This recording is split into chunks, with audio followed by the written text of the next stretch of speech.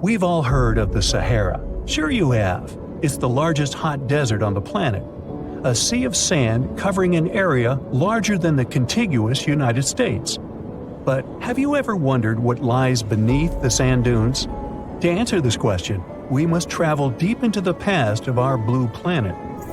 Up until some 6,000 years ago, the Sahara was grassland. Humans were around at this time, not me, spreading agriculture around the planet. In the north of Africa, the color green dominated. Plenty of rainfall meant that there were lakes, rivers, pastures, and even forests. A completely different image of the Sahara from the barren landscape of today. But then, the climate started to shift. The region became parched, and the vegetation started disappearing. The wind did the rest. It took away the fine sediment after there were no plant roots to hold the ground together. Give it a couple thousands of years, and you get a familiar image of the Sahara. Sand and rocks stretching as far as the eye can see. But when it comes to volume, only a quarter of the Sahara is actually sand. The yellow sands of the Sahara are just one part of the story. The desert has many other features, such as gravel plains, salt flats, and plateaus. Makes you think if we understand the word desert correctly. For people who study such terrains, geologists, there is only one condition for defining a desert: precipitation. If an area gets little or no rain, then it's considered a desert. The Sahara certainly fits the bill. Its average annual rainfall is just 3 inches. Compare that to the nearly 45 inches a year in New York. When we look at precipitation, this sandy desert is only the third largest in the world. Number 1 and 2 are Antarctica and the Arctic. They are larger than the Sahara by millions of square miles. It sounds odd, but there is more than one type of desert. The first two are polar deserts, while the Sahara is a subtropical desert. But the difference in air temperature are staggering. In Antarctica's interior, temperatures plummet to minus 76 degrees Fahrenheit. Compare that to the highest temperature on record in the Sahara of 136 degrees Fahrenheit. But this desert has a cool side. At night, the temperature is roughly the same as the average yearly temperature in Denmark. This hot and cold roller coaster makes it hard to choose the right outfit when venturing into the Sahara. And what about the sand? How deep is it actually? The depth varies between 70 and 140 feet. That's not too deep. If you put the Statue of Liberty in a tall dune, half of it would still stick out of the sand. Its vast amounts in the Sahara were created by aeolian processes. That's Greek for wind. Over time, it blows and shapes the surface of the earth. In dry areas with sparse vegetation, winds erode the ground much faster. That's what happened in North Africa. Under all that sand is the bedrock and cracked clay. If you started digging, you would find the same everywhere on the planet, with one important difference. There is some type of soil covering the bedrock. This is not the case in the Sahara. Because of the arid climate and a lack of vegetation, sand covers the ground below. Over the course of thousands of years, a lot of interesting finds ended up in the desert sand. For example, there are petrified tree trunks.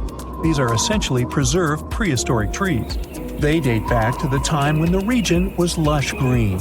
In some places, the trees of this fossilized forest are at least 65 feet tall. The wood is so well preserved that you can still see the texture and knots. There are even fossilized pine cones. In 1992, scientists found glass fragments in eastern Sahara. These canary yellow glass shards were scattered across hundreds of miles. They didn't belong to an ancient civilization, although ancient Egyptians used them to make jewelry. In fact, the breastplate of King Tut had a beautiful scarab beetle centerpiece made from this desert glass. For a long time, scientists were puzzled about the true origins of these fragments. They finally concluded that the glass was around 29 million years old. It is an impact tape. If that sounds like it has something to do with the word impact, you are correct. These rocks are formed when a meteorite hits the surface of the Earth. This generates a lot of heat. Scientists estimate that the temperature needed to melt this mineral was close to 3,000 degrees Fahrenheit. Apart from the regular fine-grained sand, we also have melted sand in the Sahara. But the desert conceals other unlikely artifacts. Shark teeth are a common find in Morocco, which sits in the western part of the Sahara. What are the fossilized teeth of these marine predators doing in the middle of the desert? This part of the world looked entirely different millions of years ago. There was a sea cutting right through what is now a desert. The Trans-Saharan Seaway ran the length of present-day Algeria and Mali. It was around 165 feet deep. That was enough for all sorts of aquatic animals to inhabit it. Large catfish, sea snakes, and of course sharks lived in the area. British archaeologists even unearthed a turtle shell in Mali in the 1980s. For centuries, there was even an entire city hidden under the desert. Timgad was a Roman outpost constructed by the Emperor Trajan around the year 100 in the current era. For various reasons, its residents abandoned it around the year 700. The sands of the Sahara soon engulfed the city. It had remained hidden for nearly 1,000 years. Then, in the 1700s, a Scottish explorer started digging out the city. His team first uncovered a sandstone triumphal arch 40 feet high, similar to the ones we can see in Rome and Paris today. An amphitheater soon popped out of the sand, and it was followed by well-preserved statues of Roman emperors. The Scotsman's find was so impressive that no one believed him at first. It took 2 more centuries for archaeologists to fully excavate the city during the 1950s. The site covers a surface as large as 10 polo fields. The ruins reveal the full mastery of Roman city planning. All the streets meet at a right angle in what is known as an orthogonal grid. You can find the same layout in modern cities such as New York. Historians estimate that during its heyday, 10,000 people called Timgad home. Different nationalities lived here, from Romans to people of African descent. Today, more than 2.5 million people live in and around the Sahara. They are spread across 11 countries in total, and their living space is growing. The desert is 10% larger than it was just a century ago. This process doesn't involve sand pouring out of the Sahara. The ecosystems on the edges of the desert simply change over time. The wind blows the soil away and vegetation dwindles. The perfect conditions for the formation of a desert landscape. These changes are happening in the Sahel, a region south of the Sahara Desert. That's why the African countries have recently come together for a project called the Great Green Wall. The primary goal is to stop the desertification of the Sahel and hold back the sands of the Sahara. Their plan is ambitious and involves planting a wall of trees from the west to the east of the African continent. The proposed forest is not only going to be long, but wide as well. The Sahara and the Sahel share a historic bond. Since antiquity, camel caravans have been making the journey from Africa's Mediterranean coast in the north to the savannas in the south. The golden age of this trade kicked off in the 9th century. The perilous journey took several months to complete. The route was 2.5 times longer than the length of the Grand Canyon. Explorers still find evidence of these ancient caravans hidden away under the sands of the Sahara. Now, if you were to check out the Sahara from space right now, instead of a barren wasteland, you'd spot a surprising sight. Dry land sprinkled with some lakes and rivers in Morocco and Algeria, all thanks to some heavy rains in early September 2024. These aren't oases. This is just the Sahara going back to the factory settings. Believe it or not, eons ago, one of the biggest deserts on Earth was actually a lush paradise full of greenery. Let's first see how the Sahara turned into a desert. During the last ice age, Earth was much colder, and big ice sheets covered a lot of the land. At that time, the Sahara Desert was significantly bigger than it is today, and on our planet there were fewer tropical forests. And the cooler temperatures changed how rain was distributed in the tropics. Now, normally, warm air rises in the tropics, which helps create rain. Since it was colder during the Ice Age, this system got, well, messed up, and less rain fell in some areas. This caused more dry and desert-like conditions in places that are usually wetter. There was also a lot of dust blowing around in the Sahara Desert, which scientists found in old ocean sediments. But about 12,500 years ago, something surprising happened. The dust levels went way down. This meant that the Sahara got a lot wetter, which is a sign that the climate suddenly warmed up for a while before cooling down again. After 12,500 years ago, the Sahara became a much greener place, like a savanna, because a weather pattern called the Intertropical Convergence Zone, a mouthful indeed, moved north during summer. This wet period was at its best around 4,000 years ago, when temperatures were a bit warmer than today. At that time, more rain fell in the Ethiopian highlands, which made the Nile River carry more sediment. However, there was another big change called a Heinrich event, which caused the Intertropical Convergence Zone to move back south. This led to the Sahara and Arabian regions drying out quickly. Because of this, the Nile River had much less flooding between 2700 and 2100 BCE. Long story short, well, too late for that. The Sahara has gone through wet and dry cycles due to changes in the climate and weather patterns over thousands of years. Up until recently, we've known about the Sahara in its dry era, but in September 2024, an unusual cyclone rolled through. It hit Morocco, Algeria, Tunisia, and Libya, and filled those dry lakes and rivers. The satellite images from NASA of before and after the rains are stunning. It's like the Sahara has had a makeover. Some areas in North Africa received up to 8 inches of rain. For comparison, Seattle gets about 40 inches per year, only 5 times what the Sahara received. I say only for one simple reason. Seattle has a reputation for being quite rainy, while the Sahara does not. The tricky part is those 8 inches. Essentially, the entire yearly quota for this area fell in a matter of moments. So, in a way, it might have felt rainier in the Sahara than in Seattle. The mountains funnel the water into ephemeral lakes in northern Algeria, which recently expanded to over 70 square miles and reached depths of more than 7 feet.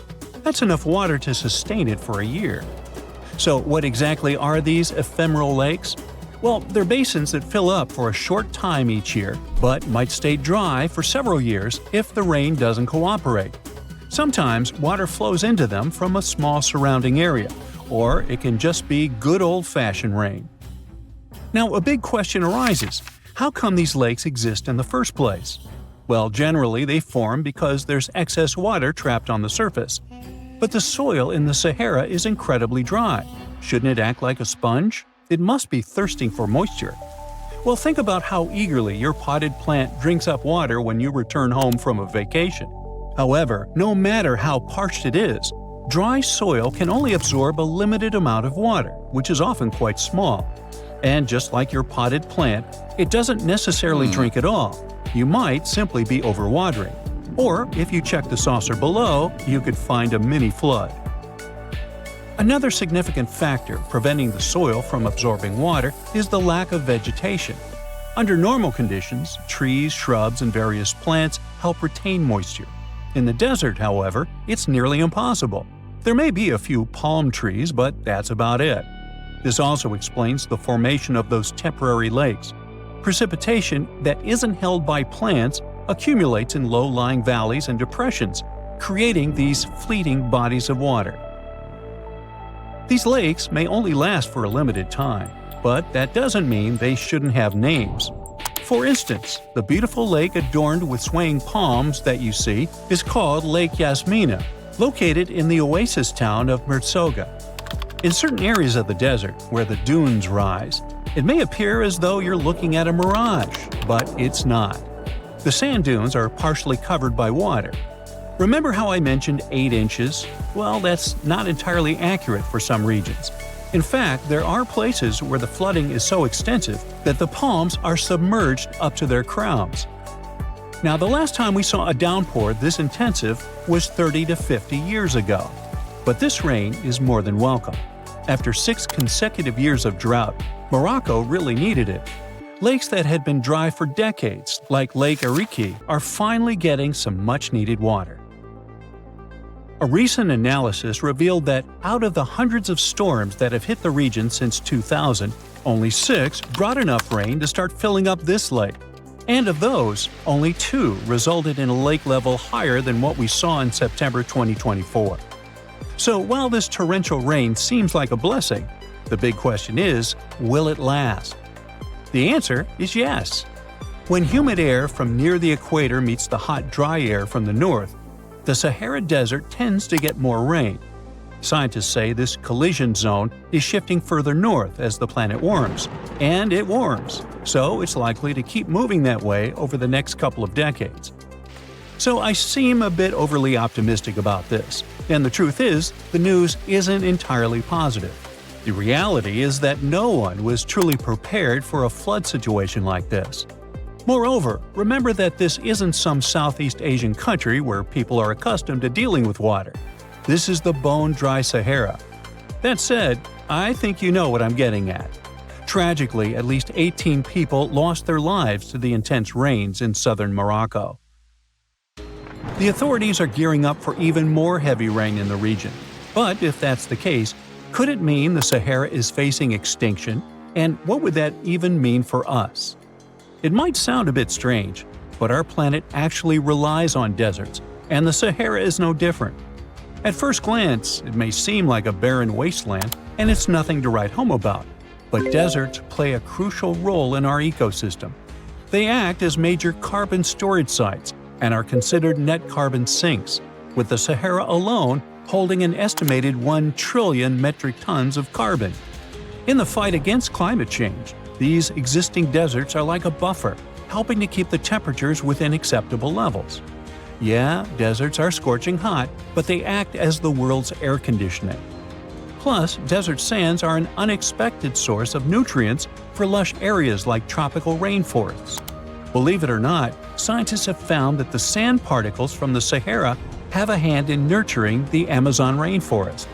These particles travel across the Atlantic Ocean, riding the winds all the way to South America, where they enrich the soil in the Amazon basin.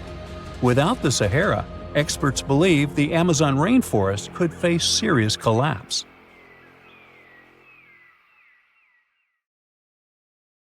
You find yourself in Africa, land of unique wildlife, home to a great variety of cultures and languages, and, first and foremost, host to the world's largest hot desert, the Sahara. It's daytime, and you are thirsty for some water and shade. You've been walking for days, trying to find one of those precious-looking oases. You feel you're near, but the horizon just keeps stretching and stretching. Your mind is tired, and your body is feeling all the heat. It's like you've eaten a full plate of hot pepper and then some more, judging by how much you're sweating. And when I say hot, think 100 degrees Fahrenheit hot, on average. No wonder this is happening. After all, you find yourself in the world's biggest hot desert. Now I say hot desert since the biggest deserted landscapes are actually the cold ones, located in Antarctica and the Arctic. Icy Antarctica's frozen desert is more or less the size of 1 million LAXs. Yep, the Los Angeles International Airport. The Arctic Desert is just a bit smaller than that. Now, in case you don't know, the Sahara Desert is located in northern Africa, stretching from the Atlantic Ocean all the way over to the Red Sea. It occupies an area large enough to place approximately 100,000 Disney World theme parks side by side. According to scientists, its boundaries are expanding. Deserts usually form in the subtropics because of what's called Hadley circulation. The air rises at the equator and descends into the subtropics. This circulation of air has a drying effect, which helps the formation of desert landscapes. Since the 1920s, the Sahara is considered to have expanded by over 10%. How is this happening? Well, let's start from the beginning. You probably know the Sahara Desert as one of the most inhospitable places on Earth today.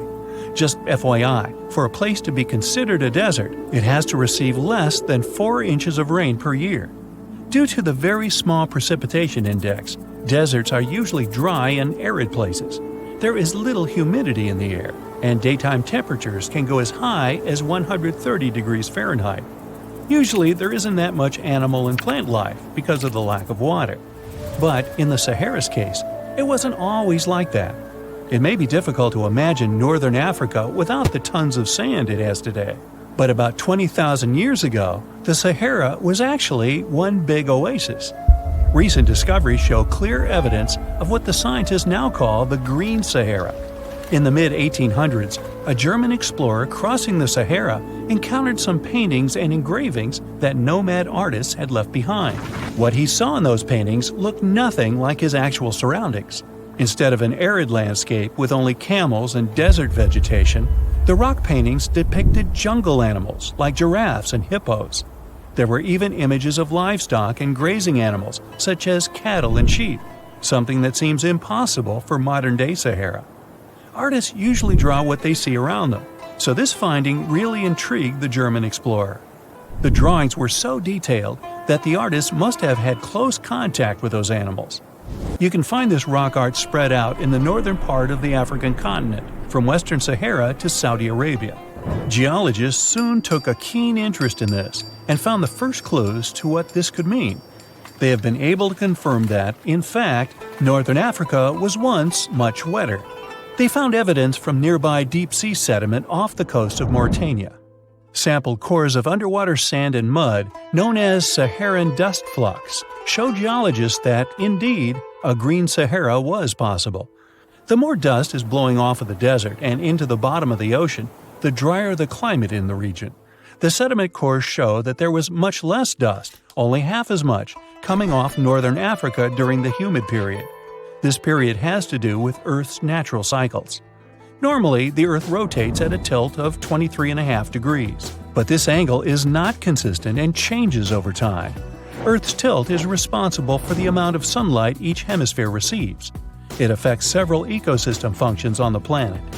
During the time of the Green Sahara, the Earth received between 4 and 8% more sunlight than it does today. So when the Earth tilted about 20,000 years ago, the northern hemisphere received more direct sunlight, which affected humidity levels in the region. As the northern hemisphere got warmer, this affected monsoon activity, more specifically the West African monsoon. Monsoons are wind systems that affect a region's rainfall index and humidity levels. As a part of the globe gets warmer, it allows for more air to rise. It combines with the wind to draw moisture up into the atmosphere. Little by little, northern Africa also became wetter. The increased moisture made the Sahara so wet that there were actual bodies of water in the region. As vegetation grew, the plants held onto moisture better than bare sand could. There is evidence of natural basins throughout the Sahara and lakes so big they would fit all of the U.S.'s Great Lakes inside of them. Archaeologists uncovered evidence of vibrant societies in what are now arid areas. It looks like ancient cultures were able to take full advantage of the African humid period. According to researchers, the human population peaked across the Sahara about 9,000 years ago. There are traces of fireplaces, hunting tools, fishhooks, and even mounds of fish bones. Records show that there have been over 230 green periods over the span of 8 million years. Solar radiation is always changing due to natural orbital cycles. That's why Earth will most certainly see another green Sahara moment. It might be thousands of years from now, but it will happen. The same way the Sahara turns green, it turns yellow again. Let's put it like that. All it takes is a significant axial tilt and a few years of readjusting. However, another phenomenon is calling the attention of scientists now. Recent studies by the National Science Foundation from the University of Maryland show the Sahara has expanded 10% over the past 90 years. This phenomenon is called desertification, which literally means fertile land turning into desert land. The Sahara Desert is now advancing into the semi-arid region of Sahel. In 1950, this region was home to 31 million people. Today, its population is over 100 million people. This rapid population growth has largely contributed to the Sahara's expansion. Farmers that were once nomads began settling down. Land usage grew more intense, aiding in weakening the soil. The demand for food has caused an overcropping of the land, so even more of it is turning into the desert now. The study also shows that natural climate cycles can affect rainfall in the Sahara and the Sahel. Scientists affirm that all deserts fluctuate, not only the Sahara. A desert's boundary may expand in the dry winter and contract during the wetter summer. South of the Sahara lies the Chad Basin. It is a natural body of water that now serves as an indicator of the Sahara's expansion. The Chad Basin is located in the region where the Sahara is advancing southward.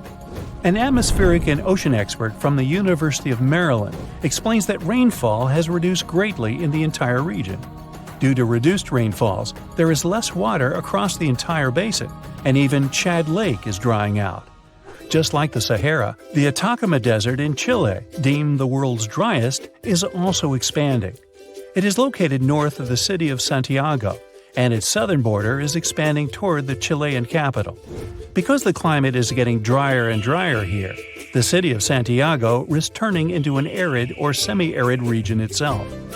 The once fertile valleys of local rivers that lived on agriculture and livestock for many generations are losing their revenues as Chilean land is turning into a desert. Since 2010, Santiago has received only a third of its annual rainfall. Outside of the city, farmers are digging holes in search of blue gold, or simply put, water. The situation here is very similar to that of Sahel. So tell me this, were you as surprised as I was to find out what has been happening in the Sahara region? Feel free to share in the comments below.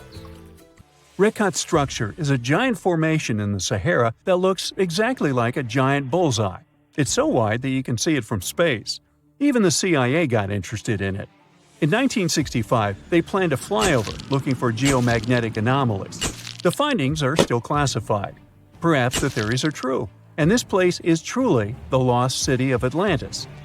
Now, Atlantis supposedly sank beneath the waves, but recent discoveries are pointing us in a different direction. This is an ancient story that goes far back in time, and Plato was the first to mention it. The place had loads of greenery and a curious structure. 3 concentric circles of land surrounding 2 circles of water. 2 key quotes from Plato's writing suggest that Atlantis might not have been a typical island in the middle of the ocean. Plus, Atlantis had a major influence from Africa and Europe, challenging the idea of it being in the Atlantic.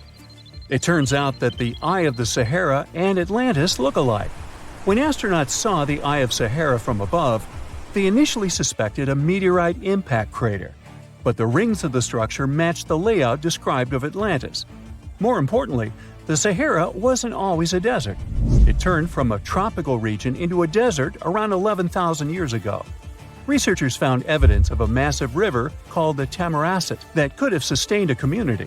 This river flowed toward the Rikat structure, aligning with Plato's description. The Trans-Saharan Seaway ran through the Sahara 50 to 100 million years ago. The sea allegedly destroyed Atlantis around 11,500 years ago, likely due to a rapid rise in sea level caused by the end of the Ice Age. NASA's worldview imagery shows patterns consistent with this theory. Those concentric rings might be a key to unlocking the secrets of our planet's evolution over millions of years. They're shaped by erosion on resilient rock layers, creating a spooky pattern of ridges and troughs. The central peak stands proud at 1,300 feet. The central part has undergone a significant erosion makeover, revealing a circular structure with a raised peak. Unlike impact craters, the Eye of the Sahara flaunts a striking balance and symmetry. Some say it results from rock uplift, sculpted by wind and water. Others think it's an ancient anticline, eroded to reveal its concentric glory. Then there's a salt diapir theory, suggesting that salt's buoyancy sculpted this beauty. Dating techniques have proved that it formed 541 to 252 million years ago, give or take a million or two. Ancient tools are scattered around the outer rings of the structure near riverbeds. Some older stone tools have also been spotted in the same areas. And still, even though some spear points from the Neolithic period have been found, there aren't many signs that people were living there back then. The area seems to have been used for short-term activities like hunting and making tools. There are other unearthly mysteries that haunt our world. One such enigma is in Norway, the ominous Hessdalen light phenomenon, also known as the Valley of Lights, leaves scientists confused. This valley is 10 miles wide, it's quite isolated, but a peculiar blue box sits high on the hillside, equipped with cameras scanning the valley. The unsettling saga began in the 1980s, when the night sky over Hessdalen erupted with burning fireballs, a recurring spectacle that sent shivers down the spines of those who witnessed it. This wasn't a fleeting occurrence, rather it became a regular thing. Terrified locals reported encounters with these unexplained luminous phenomena, some of which happened near their homes. Unease spread like wildfire. At its peak, there were about 20 sightings every week. The phenomenon made its way into newspapers, magazines, and media worldwide. Soon, people flocked to the valley, hoping to see the lights themselves. In 1984, experts joined the fray, armed with sophisticated instruments like magnetometers, radiometers, and other ometers. What they encountered was mind-bending, lights that defied explanation. Some moved at a leisurely pace, while others raced through the sky at an astonishing 19,000 miles per hour. People tried to explain these lights: airplanes, distant reflections, ball lightning, satellites, planets, meteors. But the speed and how these lights danced ruled out all those theories. We're slowly approaching another mysterious place. This is the greatest subglacial lake among Antarctica's 675 known lakes. It can easily hide unknown life forms. This lake is beneath the East Antarctic ice sheet. Dive about 2.5 miles under the ice, and there you'll see Lake Vostok, located at 1,600 feet below sea level. This lake is 155 miles long and 31 miles wide at its broadest point. With an average depth of 1,400 feet, it's also the world's sixth largest by volume. It's like an underwater city with lofty pillars and deep basins. The secret lake was discovered in 1993, yet it had been waiting to be found down there for over 2,000 years, collecting ancient secrets. In 2012, scientists drilled through the ice, creating the longest ice core ever. They pierced the ice all the way to the lake's surface. The year 2013 brought an unexpected twist when the tranquil waters erupted during the extraction of an ice core, mixing with drilling fluids. Then they got a pristine water sample in 2015. Some believe there might be previously unknown life forms down there, since it's a fossil water reserve that's been untouched for millions of years. That could be a lot like those speculated ice-covered oceans on moons like Europa and Enceladus. It all started with a theory in the 19th century, suggesting fresh water lurking under Antarctic ice sheets. Then, in 1955, seismic soundings hinted at a subglacial lake, and by the 90s, satellite data confirmed Lake Vostok's existence. Now, Lake Vostok isn't alone. In 2005, they found an island in the middle of the lake. Then, two smaller lakes joined the party. They suspect that a secret network of subglacial rivers might link these lakes. Now, very far away from Antarctica, in Venezuela, Catatumbo lightning presents a sinister light show at the junction of the Catatumbo River and Lake Maracaibo. This unsettling lightning phenomenon happens at about 140 to 160 nights a year, going on for 10 hours a day, and can flash up to 280 times in a single hour. The frequency of this lightning show changes with the seasons and from year to year. There was a break between January to March in 2010, causing a bit of worry that it might vanish forever. As the sun sets, winds from the east start picking up speed. The strong wind is called a nocturnal low-level jet, like what you see in the Great Plains of North America. These winds bring moisture, mostly from the Caribbean and the lake itself. This humid air hits high mountain ridges, causing thunderstorms to form over the mountains. Thanks to the ongoing wind situation, more thunderstorms appear as the night goes on. This pattern repeats itself, and is why this area has the highest annual lightning rate globally. The next place scientists cannot explain is in China. That is the Longyou Caves. They have lofty slanted roofs and sturdy pillars. The spot remained hidden for centuries. These human-made caverns, built around 2,000 years ago, decided to reveal themselves only in the 90s. Local farmers drained some ponds and unveiled 5 massive caverns. Further digging exposed an additional 19 smaller caves. They range from 60 to 110 feet in width and 26 to 50 feet in height. Archaeologists found historical relics from the reign of Emperor Zhuan of Han, dating back to over 2,000 years ago. Now, how did these caves survive for more than 2 millennia without falling apart? No ancient records explain the way they were crafted either. The walls show chisel marks, hinting at some layer-by-layer chiseling action, but the exact construction process is still a head-scratcher. Well, there you are. The sun is scorching, you're thirsty. All you can think about is water and ancient bones under your feet. You're wandering through the Sahara, the largest hot desert on Earth. Right now, you're crossing a stretch of sand called Whale Valley. And all over these 75 square miles of land, fossils cover the ground so thickly that you can't help but step on them. Paleontologist Hesham Salam says it's an unusual picture in this place.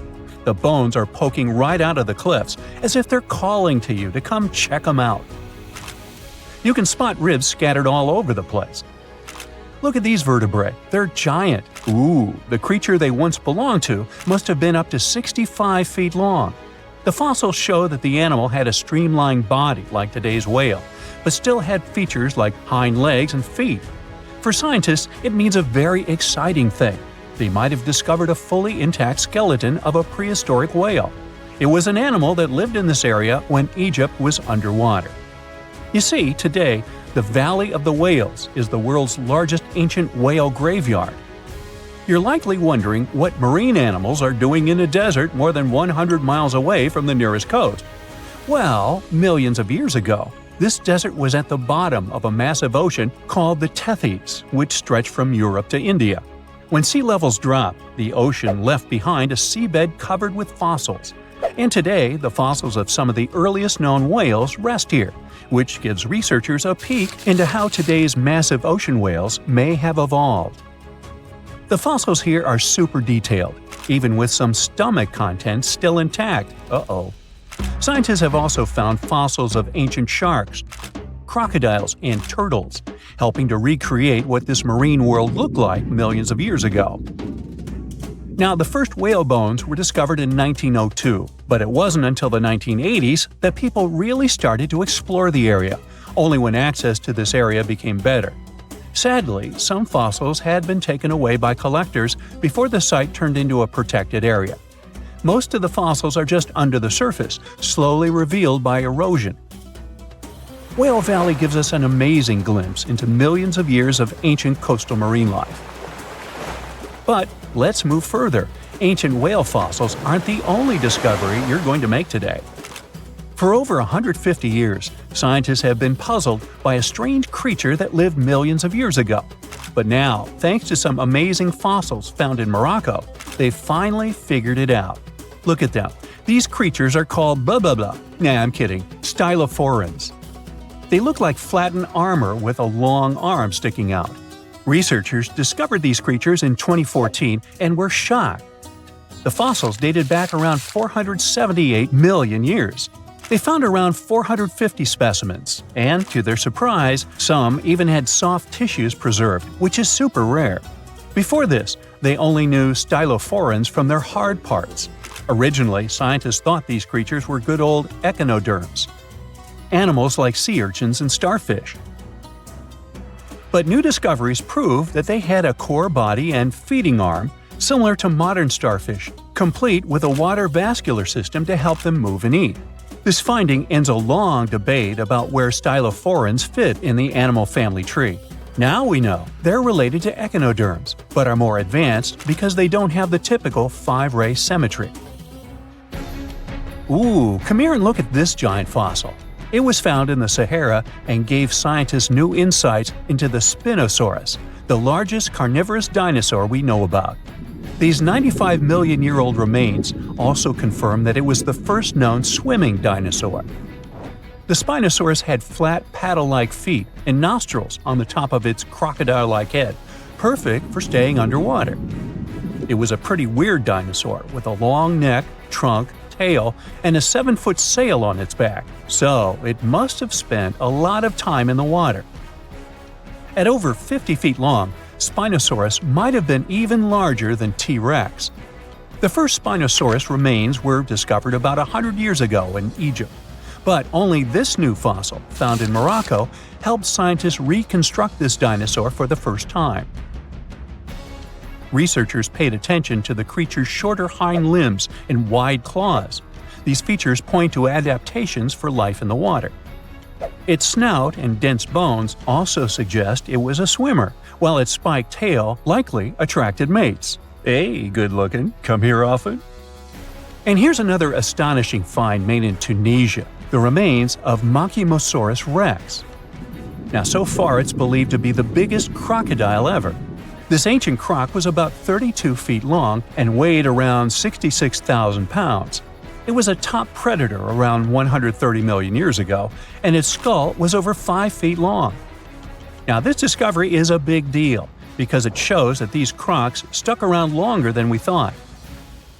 Before this, scientists believed that they disappeared during a minor extinction event between the Jurassic and Cretaceous periods. Now, let's go back to the fact that the Sahara was once underwater, and some of the largest sea creatures ever lived there. A study published in the Bulletin of the American Museum of Natural History speaks about an ancient body of water called the Trans-Saharan Seaway. It existed between 150 million years ago, covering parts of Western Africa. Scientists spent 2 decades trying to recreate this prehistoric underwater world. They found it was warm and shallow, home to some pretty terrifying creatures, including 5-foot-long catfish and 40-foot-long sea snakes. Yikes! The seaway was cut off from larger oceans for long stretches, which may have helped these predators grow larger because resources were always available. It's a classic case of evolution at work, leading to what scientists call gigantism in isolated environments. But all that water didn't just disappear with no trace. Under the sands of the Sahara, scientists have discovered a massive ancient lake, which they're calling a megalake. Makes sense? This lake formed around 250,000 years ago when the Nile River flooded the eastern Sahara. At its biggest, this lake covered over 42,000 square miles. It's about half as big as Kansas. They also found evidence of a smaller lake, 93 miles west of the Nile, at a slightly lower level and covering 18,600 square miles. All of this adds to growing evidence that once, North Africa had many lakes that might have created migration routes, helping early humans move across the continent. Now, in the Sahara, you can find not only fossils of bizarre animals. In May 2020, some weird rocks with greenish crystals were discovered in a sandy region in southern Algeria's Sahara Desert. When scientists checked them out, they found out these rocks weren't from Earth. They were actually pieces of a meteorite called Erg-Chak 002. This meteorite is super old, like the oldest volcanic rock ever found. It melted ages ago in the fiery heart of an ancient protoplanet that no longer exists. Researchers had recently published a study in Nature Communications, revealing that they have analyzed lead and uranium isotopes in Erg-Chak 002 and found out it's more than 4.5 billion years old. Another cool discovery made in the Sahara is quite unexpected. A few years ago, scientists found what they think are the world's oldest colors, and they're bright pink. These pigments were uncovered from rocks that are around 1.1 billion years old in the Sahara Desert. The colors came from microscopic organisms, as animals didn't exist back then.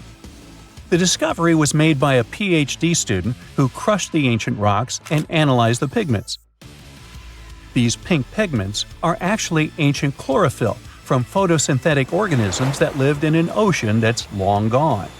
Researchers are now sure that this finding could help explain why larger, complex creatures showed up much later in Earth's history.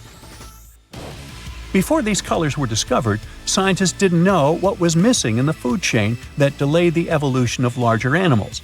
Now they understand that tiny cyanobacteria were at the bottom of that chain. Apparently, this discovery is not just about finding some old pink stuff. Scientists believe it's a breakthrough in understanding the history of life on Earth. You're flying over the Sahara Desert in a small, light aircraft when you spot something truly weird. It seems to belong to a very different part of the world, the ocean. But what ocean can be huge enough for this monstrous sea star to dwell there? You descend and realize that it's not a sea star. It's a towering dune with a pretty unique shape, and it's not alone. From afar, these magnificent sand structures look a bit like pyramids. They have pointed tops and radiating arms. Called star dunes, they're the most complex and largest desert dunes in the world. They're the tallest of their kind, but that's not the coolest thing about them. Researchers have found similar formations on Mars and even on one of Saturn's moons, Titan. Star dunes aren't super rare, but they're especially widespread in southeastern Morocco near the border with Algeria. That's where you're flying at the moment, and the breathtaking dune you're marveling at is Lella Lalia, probably the most famous of them all, a giant 330 feet tall. Scientists believe that it formed in less than 1,000 years. How about doing some research to find out more about these unusual formations? There, I see a great spot for landing. Star dunes got their name because of their multi-armed shapes. They form in areas where winds change direction throughout the year. But even though you can find them in different places on our planet, there is just one confirmed star dune in the rock record, the collective record of Earth's development reflected in preserved rocks. The star dune in question is in Scotland, and it's ancient, from about 250 million years ago. That's all we know about super old star dunes. Probably because we don't know what to look for to identify one. Another problem: star dunes often form in remote locations, which makes them extremely difficult to study. Imagine reaching the nearest settlement, then somehow traveling who knows how many miles to the dune itself, and then slogging up several hundred feet of shifting sand. I'll pass. But you can go since you've already landed, and the dune is right here in front of you. Currently, you're in a dune field called Erg Shabi. Lucky for you, this area has long become a popular tourist stop. Look, in the distance, there are hotels and even a good road. Scientists who examined Lella Lalia before you used ground-penetrating radar to find out more about the sand formation. This equipment can detect the tiniest differences in sand grain sizes and water content under the surface of the dune. That's how you can create a picture of its interior layers. Look out! Phew, it was a close call. See this trench? The researchers dug such trenches to take samples of long-buried sands and then examined them. It's a pretty cool process. The thing is, while buried deep inside, the quartz in the sand accumulates radiation coming from natural sources within our planet. We can compare the grains of quartz to minuscule rechargeable batteries. They can store the energy they get from radiation. When researchers bring them to the laboratory, they can make the grains release that energy, which comes out in the form of light. Scientists can measure the brightness and say when the sand enjoyed sunlight for the last time. Now, when those experts who dug the trenches looked inside Lella Lalia, they were shocked. The enormous formation turned out to be very young, for a dune, of course. You'd expect a dune that is several hundred feet tall to be pretty old, like thousands or tens of thousands of years. But that wasn't the case. Well, at least not entirely. The upper part of the dune has turned 900 just recently. But look at the sand near the base of the dune. Yep, right there.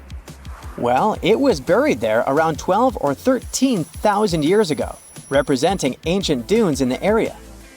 Those good old dunes were active for a couple thousand years, and then something went wrong.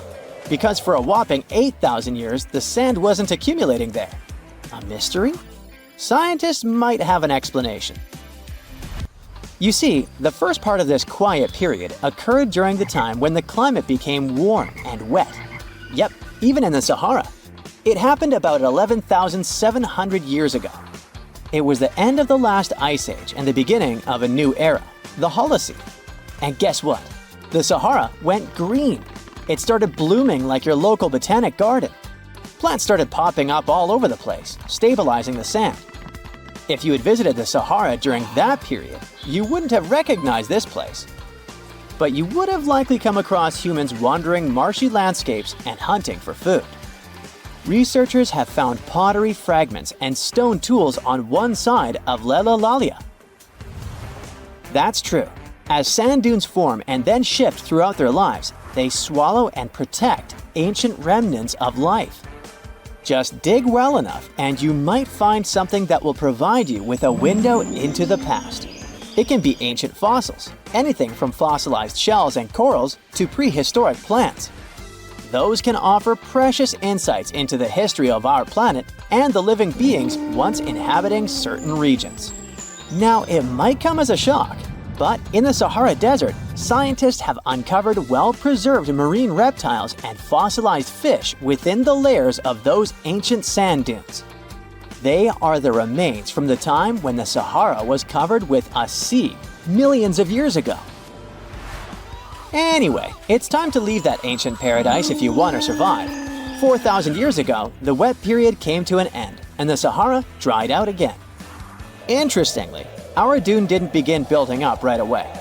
For some time, sand probably blew through but didn't accumulate.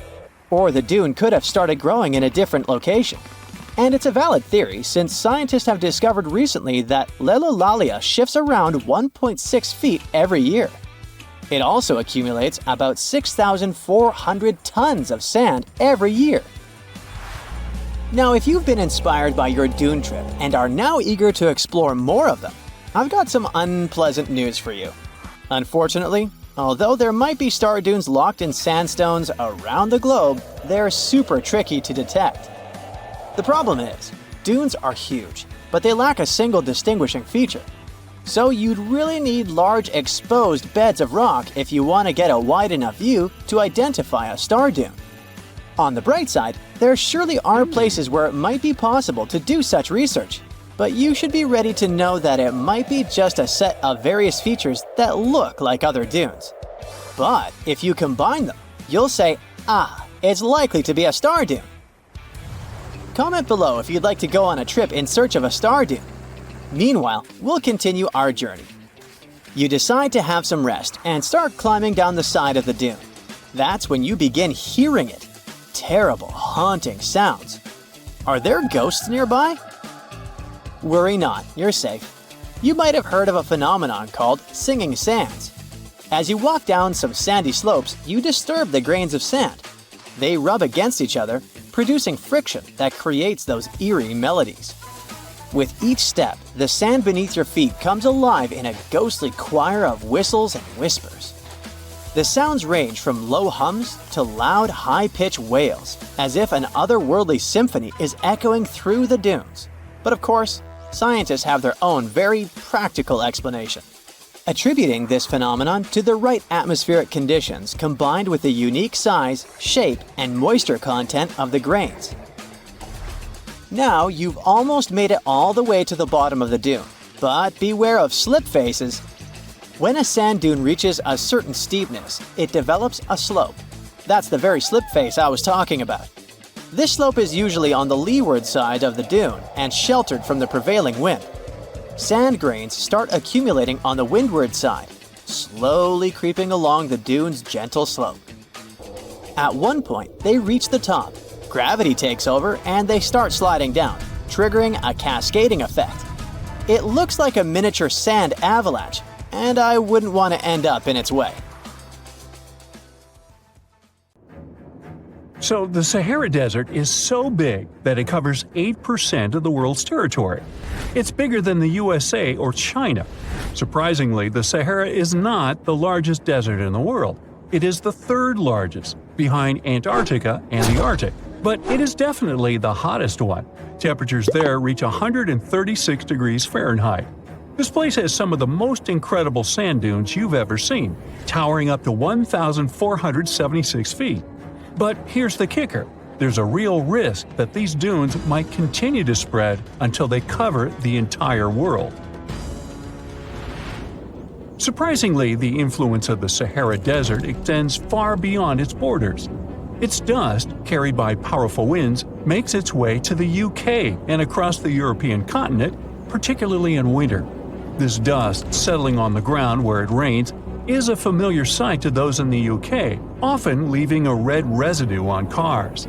This connection between the Sahara, England, and Europe serves as a stark reminder of the global reach of environmental phenomena. You might think this is not a big deal, but it could turn Europe into a desert, leaving its soil infertile and Europeans with no food. Soil is a fundamental aspect of human existence, just as crucial as clean water and air. Without it, we're left with nothing but a bleak and barren landscape. The Sahara Desert has already made its jump across the Mediterranean Sea, which is concerning and could change the landscape forever. 1/5 of Spain has already turned into a desert. The next victim is Italy, which also faces the problem of desertification. In fact, almost all European countries have the same issue. According to an expert, the land that has not changed for nearly 2,000 years will become mostly rock, and people living on this land will be gone. 60% of the soil in Moldova is gone, and the problem has expanded beyond the Black Sea. It has reached China and Mongolia, thousands of miles away from the Sahara Desert. All of this causes losses of $4 billion a year. The threat is so significant that even the UN has gathered the necessary resources to solve the problem as soon as possible. Italy is sending help to Africa to stop the Sahara Desert from expanding. If this process does not stop in the next 10 years, millions will be forced to leave their homes. The Sahara Desert is growing for approximately 30 miles per decade. You do the math and see how long it will take to cover Europe. Since 1920, the Sahara has expanded by around 10%. But not all hope is lost because more than 172 countries have joined to put a stop to the desertification of the world. The World Food Program is a project that aims to help bring back green land that was once present in the Sahara. When they told people who called the Sahara home what they were about to do, the latter basically laughed in their faces and said it was impossible. But when you have a specific goal in mind, the impossible becomes possible. If we traveled back around 5,000 years into the past, we would see a beautiful forest with lush green trees and grass. Africa's climate has been changing for 21,000 years, from fantastic greenery to uninhabitable deserts. This has to do with Earth's rotation and the monsoons that bring water to this dry continent. But with the help of scientists and some clever tricks, we can bring the greenery back and stop the Sahara in its tracks.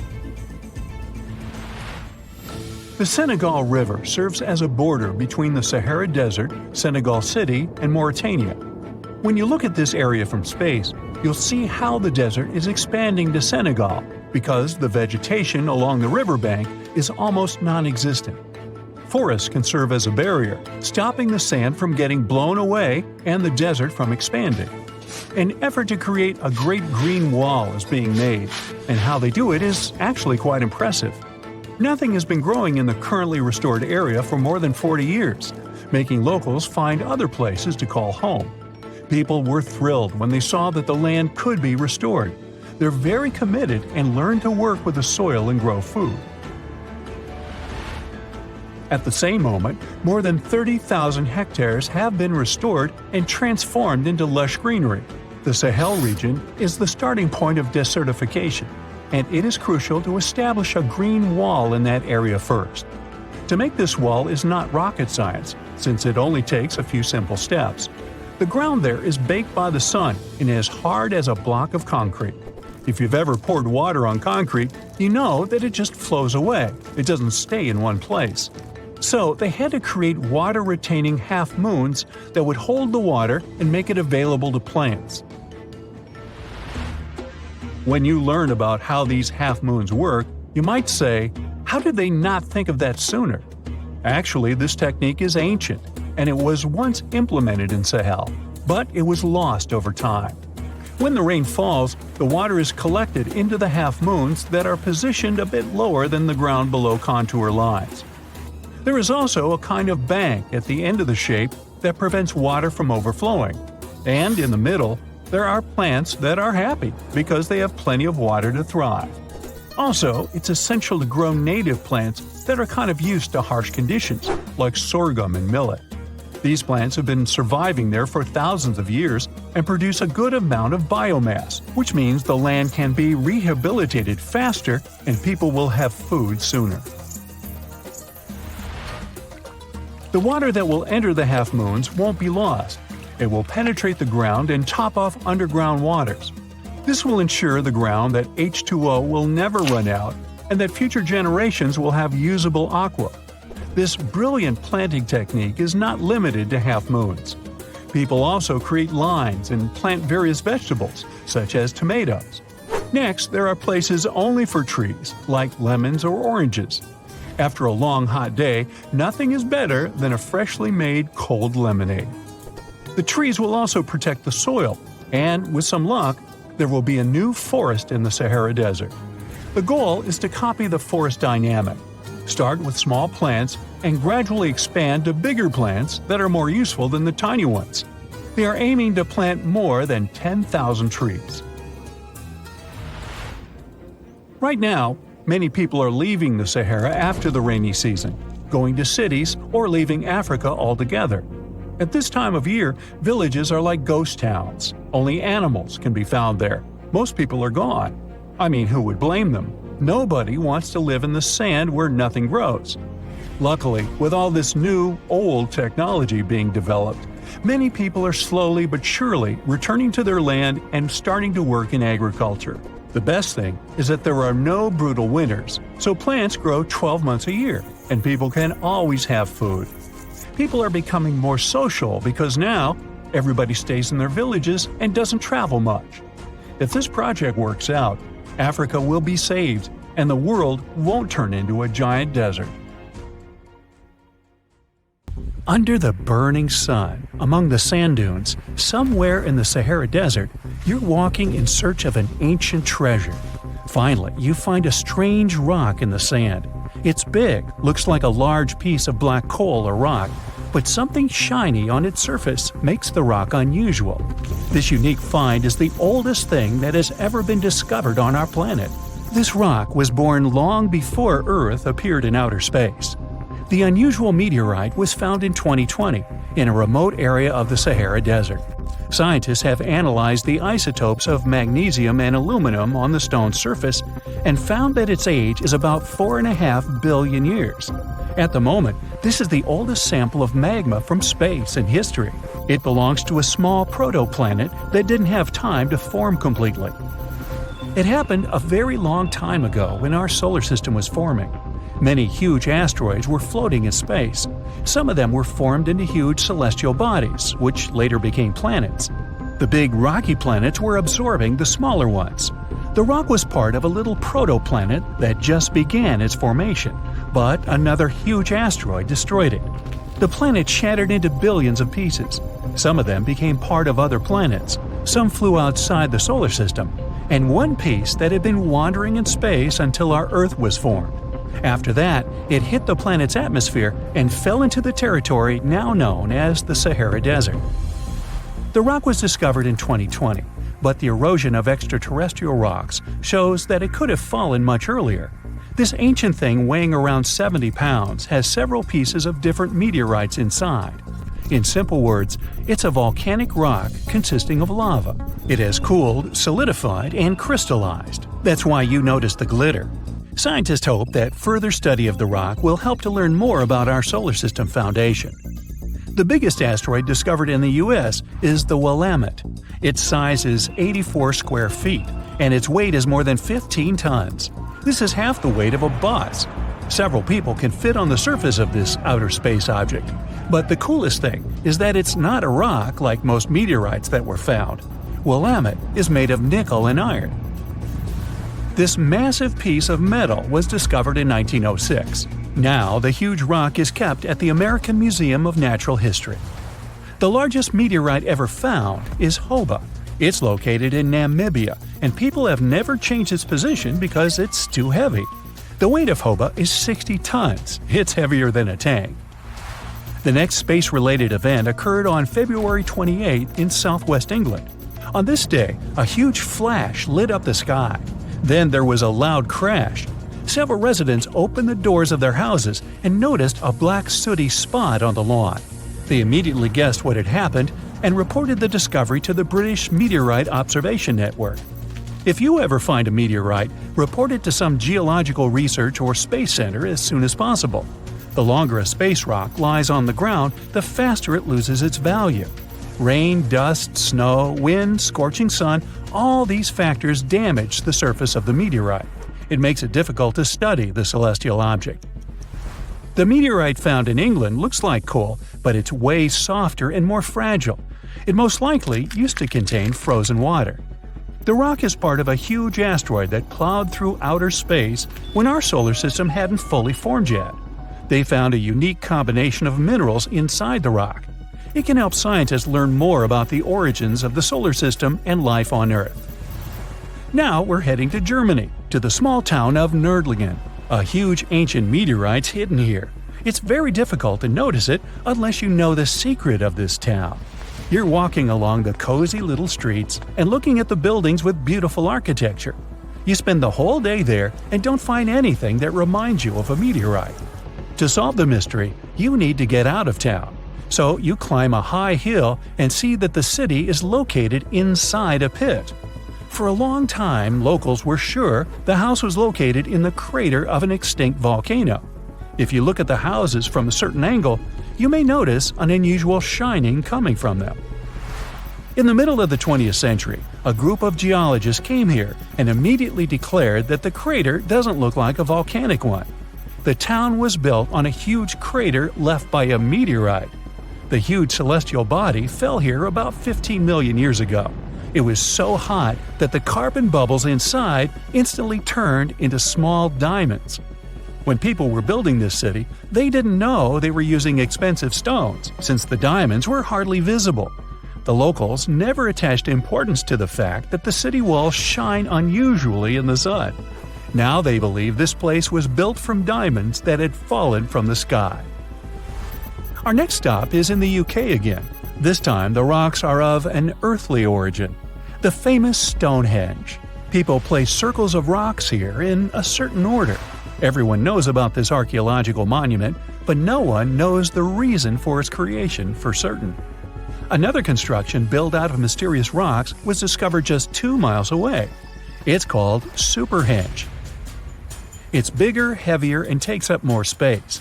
Each plate here is 15 feet, which is about the height of 2 floors. Once, the stone stood vertically and formed a huge semicircle. But someone pushed the stones over about 4,500 years ago. It was a college prank. No, not really. That's why they couldn't be detected for a long time. Scientists still can't solve the mystery of Superhenge, but they believe the standing vertical stones were part of some huge monument. Some other amazing rocks are located in the south of Costa Rica. There are big ones, the size of a human, and there are smaller ones, the size of bowling balls. And they all have a perfectly round shape. These giant rocky spheres were created by people. It must have taken years of polishing using stone tools to get the perfect round shape. These balls are incredibly heavy, but can easily roll like a basketball. All the rocks are of a different age. Some of them were created about 2,500 years ago. Most of them are made of molten volcanic magma. Until now, scientists don't know for what purpose these stones were used.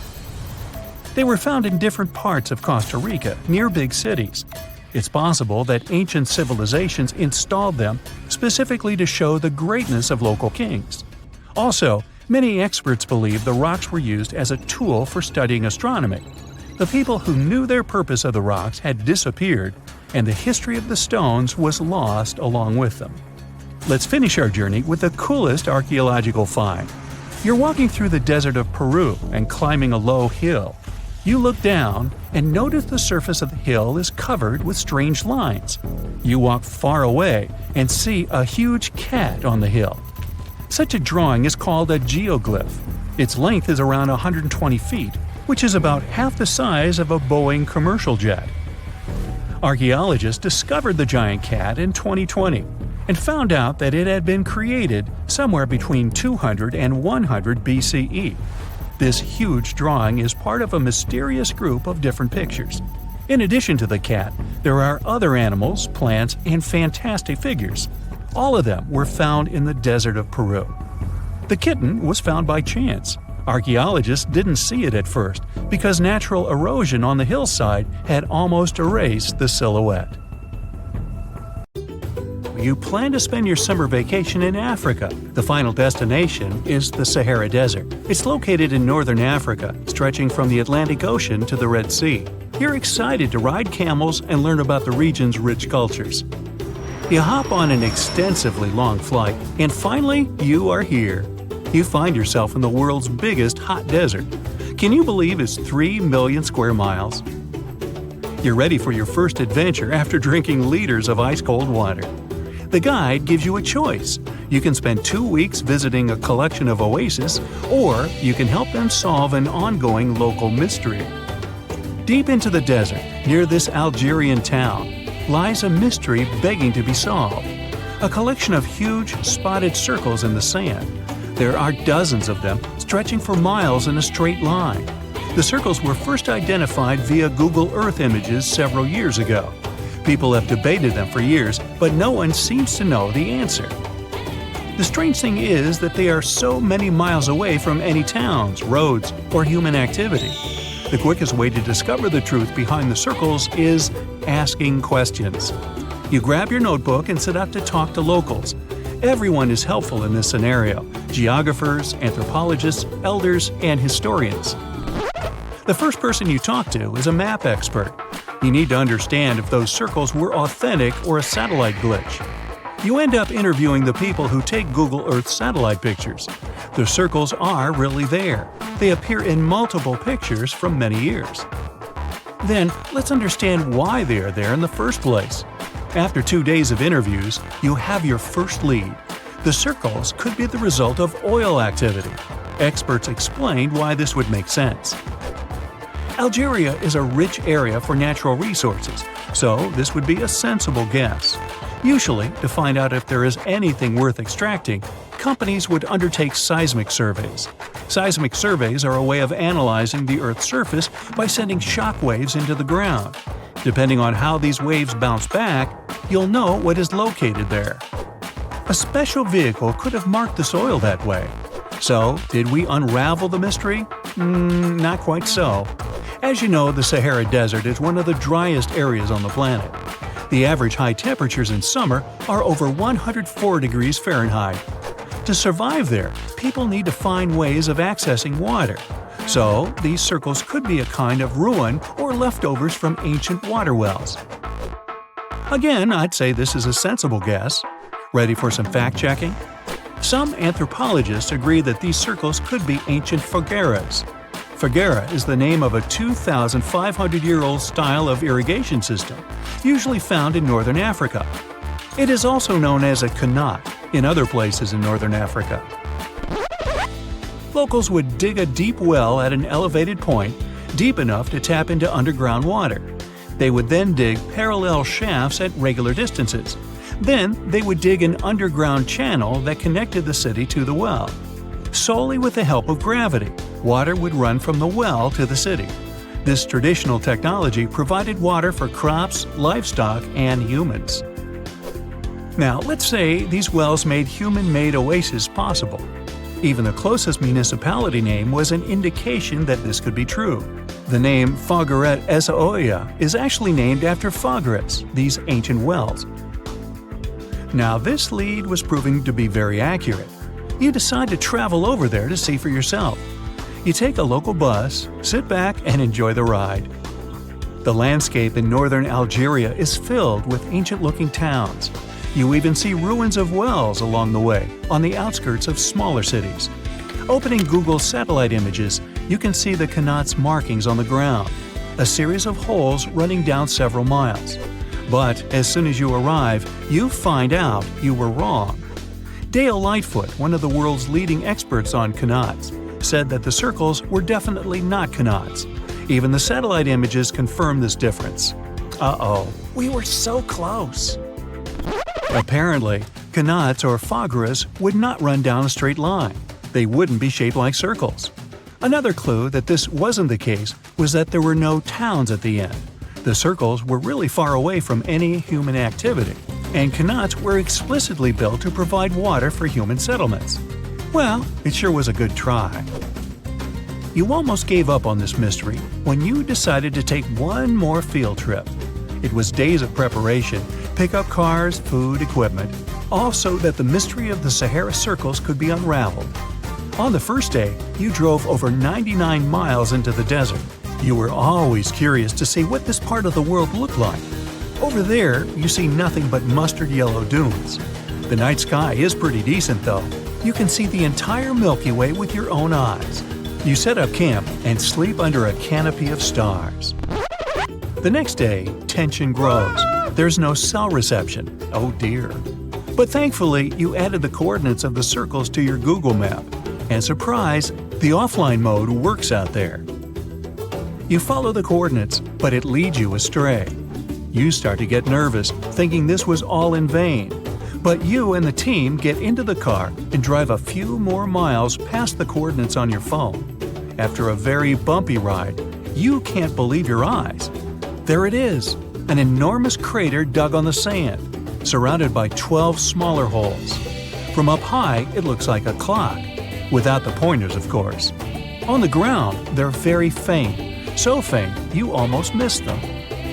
Searching the area, you notice all the holes had something similar, metal wires, thin wires that you can pull from the ground. They're buried deep, so you start digging. An object starts to reveal itself. Uh-oh, it looks like old dynamite. This certainly surprises you. Better stop digging to avoid any accidents. At the end of the survey, you feel satisfied, but still curious. What could all this dynamite mean? And who put it there? What comes next is the turning point of your adventure. Walking back to the car, you see something shining on the ground. You approach the item with curiosity. It's round and rusty and looks like a sardine can? What's that doing here? Could this give you more clues about the circle's mystery? Just in case, you pick it up and put it in the car. Back in the city, the puzzle pieces start to reveal the story behind the Sahara Circles. You bring photos and the sardine can and show them to local experts.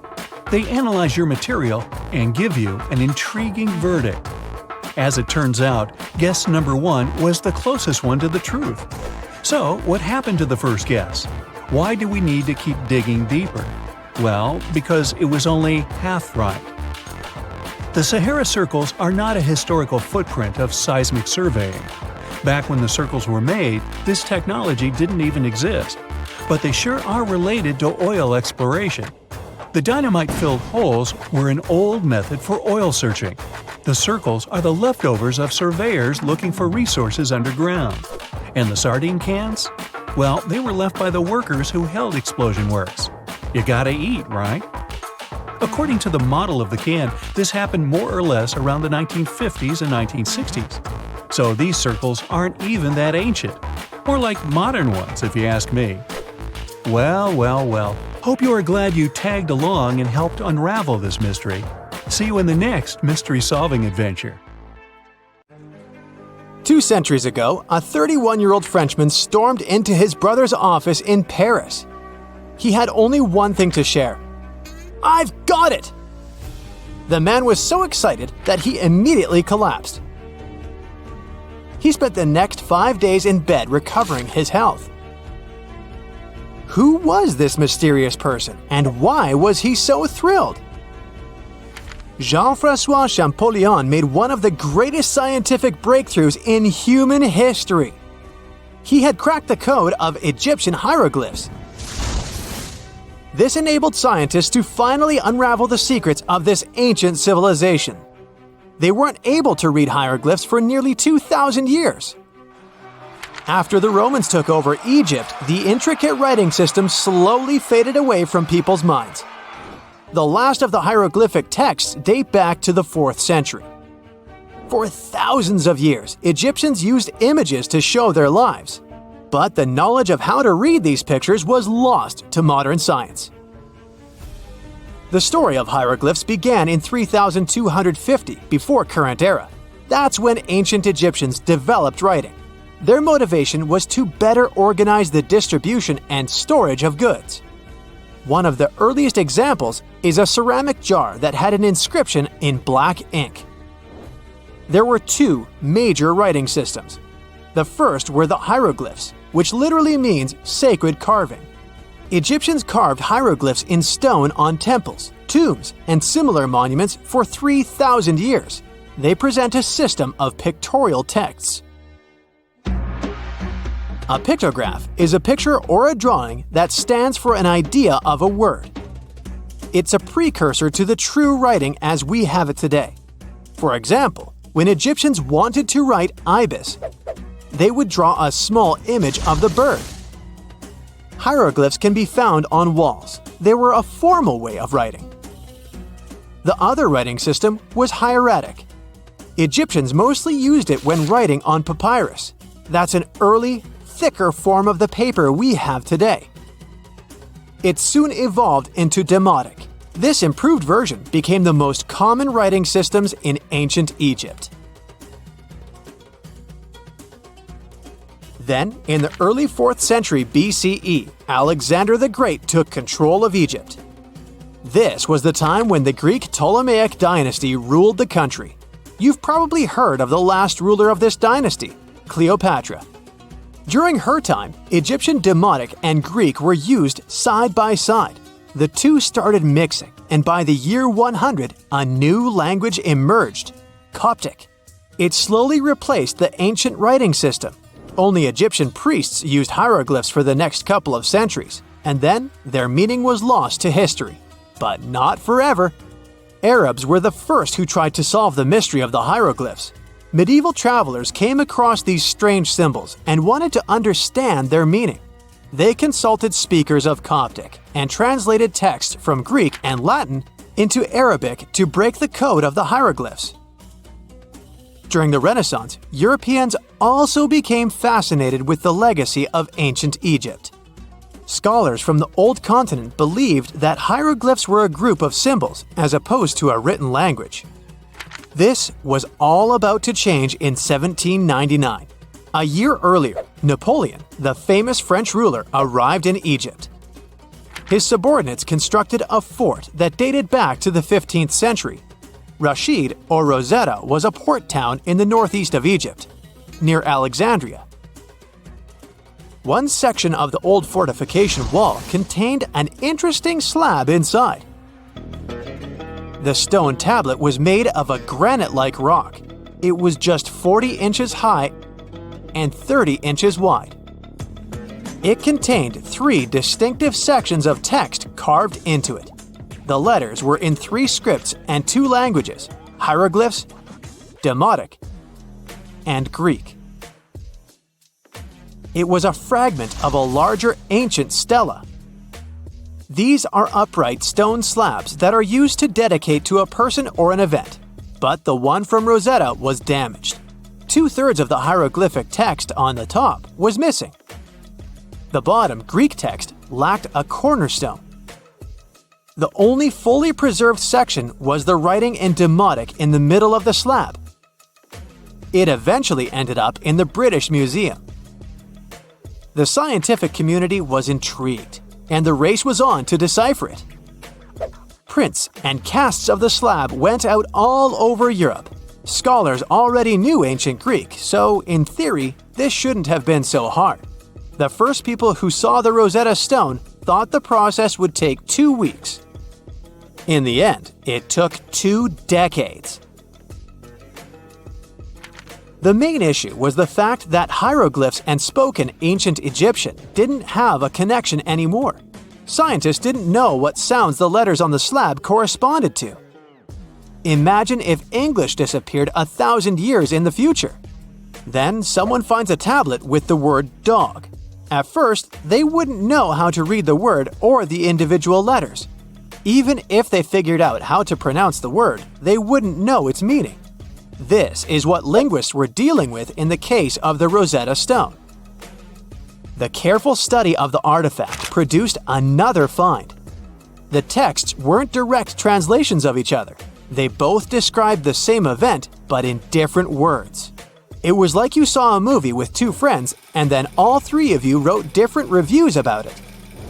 The original text was probably in Greek, but the translators added extra words to make it sound more Egyptian. An English physician and physicist, Thomas Young, made the first great breakthrough. He knew that the name Ptolemy appeared several times in the text based on the Greek translation. This wasn't an Egyptian name, so it was impossible to represent it with a single image. The only way to spell out this Greek name was to use symbols that sound like it when produced.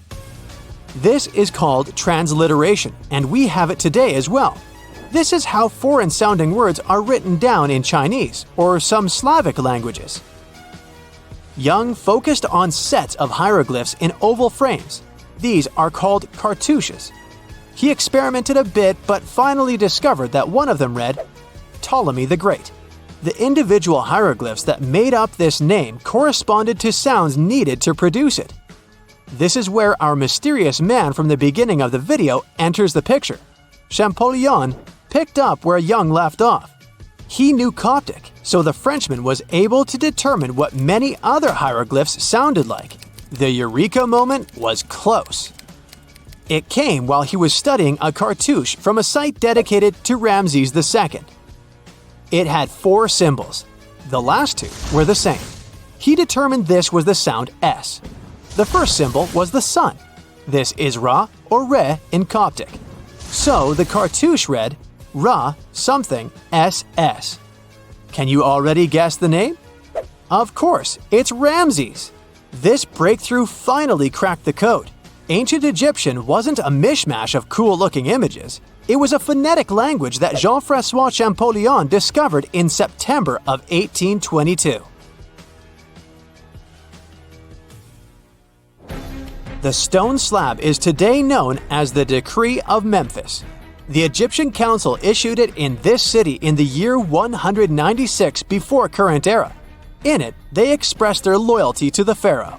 They erected identical stelae and temples all across Egypt. The Rosetta Stone was just one copy of them, but its content is less important than the fact that Champollion's translation gave these ancient peoples their voice again. During the 1800s, European scholars didn't think that the Egyptian civilization was much older than classical Greek or Roman. Now that scientists could read hieroglyphs, a whole new chapter of human history opened.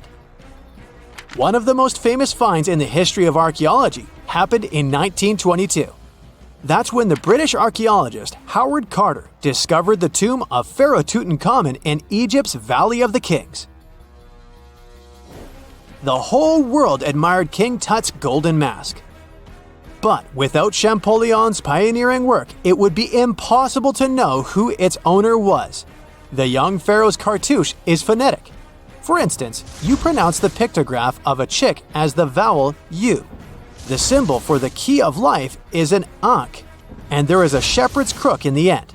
It symbolizes the word ruler. On October 30th, 1759, the inhabitants of the Middle East were jolted awake by an earthquake. Cracks appeared in the walls of their homes, roofs began to crumble. People ran out of their homes and gathered in open areas. But because of strong shocks, they kept losing their footing and falling. A month later, there was another earthquake, but it turned out to be even stronger. Trees broke, houses collapsed, deep cracks appeared in the ground. The disaster lasted for 2 minutes. Oases, roads, and cities were destroyed. Incredibly, Baalbek's ancient buildings withstood earthquakes. Some historians state that this majestic and mysterious place was built during the Roman Empire, but many researchers disagree. Whatever the truth is, the city is one of the main archaeological phenomena of humankind. The most amazing building of Baalbek is the Temple of Jupiter. The inhabitants of the Roman Empire believed that Jupiter held power over lightning and thunder. The building looked like a platform with 54 columns. A massive roof rested on these columns. Today, you can only see 6 70-foot-high columns. Each of them consists of 3 sections and resembles a pencil. The cores of these pencils were made of lead. This made the columns exceptionally strong. Each of these pieces of stone weighed an incredible 80 tons. That's the weight of 35 Ford Explorer SUVs. Look, this is the largest block in the Great Pyramid of Giza. But compared to the blocks from Baalbek, it doesn't even look that impressive. The foundation under the Temple of Jupiter was preserved. That's how specialists figured out it consisted of about 25 monolithic stones, weighing 450 tons each. It means that the blocks from Baalbek weigh almost 4 times more than the blocks from Egypt. There are 3 more enormous limestone blocks in the foundation. They weigh 800 tons each. This is more than twice the weight of a Boeing 747 plane. Ancient builders must have had a hard time carving such giants from a piece of stone. And after that, they also had to pull them to the construction site and lift them to a significant height. Repeating these logistics would probably turn out to be a nightmare for present-day builders. To do this amount of work, they would need modern equipment. But Baalbek's constructors didn't have trucks, cranes with circular saws, or electricity. How did the builders of the past manage to do this? Scientists have a theory that includes ropes, winches, and lever systems. Naturally, the engineers of the past made all the gadgets from wood. Around 3,000 feet away from the ruins of the temple complex, there's a quarry. Archaeologists suppose that's where the stones for the construction were cut. They found a block of limestone there. It seemed to be too large even for this incredible place. The monolith got called the Stone of the South. It was 65 feet long and 13 feet wide. The ancient builders didn't have time to completely separate it from its mother rock. A group of scientists from Austria estimated that this piece of limestone weighed more than 1,000 tons. That's like 3 Boeing aircraft or 160 African elephants.